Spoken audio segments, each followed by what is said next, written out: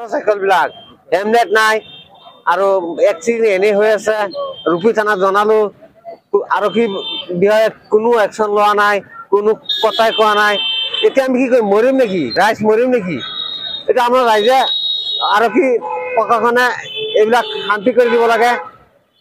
এইবিলাক মানে বাইক চালকৰ হেলমেট নাই নেকি? হেলমেট নাই, বহুত স্পীডত যায়। হেলমেট নাই আৰু ল'ৰা ছোৱালী খুব উদ্ভণ্ডালি কৰি খুব স্পীডত চলাইছে। হেলমেট চেলমেট নাই। আমি ভয়তে ঘৰৰ পৰা বাহিৰতো ল'ব নোৱাৰা হৈ গৈছো। পুলিচ প্ৰশাসন নাই, কোনো এপ নাই। আমি এতিয়া কেনেকৈ চলিম? ঈদৰ দিন ল'ৰা ছোৱালীয়ে বাইক চলাই আছে। বাইক চলালে নহ'ব নহয়, খুব স্পীডত চলাই আছে। পুলিচ থাকিলেতো এইটো স্পীডটো নহয়। এক্সিডেণ্ট হৈ আছে। এক্সিডেণ্ট হয়, 3টা এক্সিডেণ্ট হৈছে। হেলমেট চেলমেট নাই। কি ক'ব এতিয়া? এতিয়া আমি কি ক'ম? পুলিচৰ গাফিলতি। পুলিচ থাকিলেতো আমাৰ তেনেকুৱা ঘটনাটো নহয়। এই ৰাস্তাটোৰ নাম কি? লাউখা ৰোড। হয়, কেইবাটাও এক্সিডেণ্ট হৈছে। আজি এতিয়াও হৈছে এক্সিডেণ্ট এটা চেণ্টাৰত।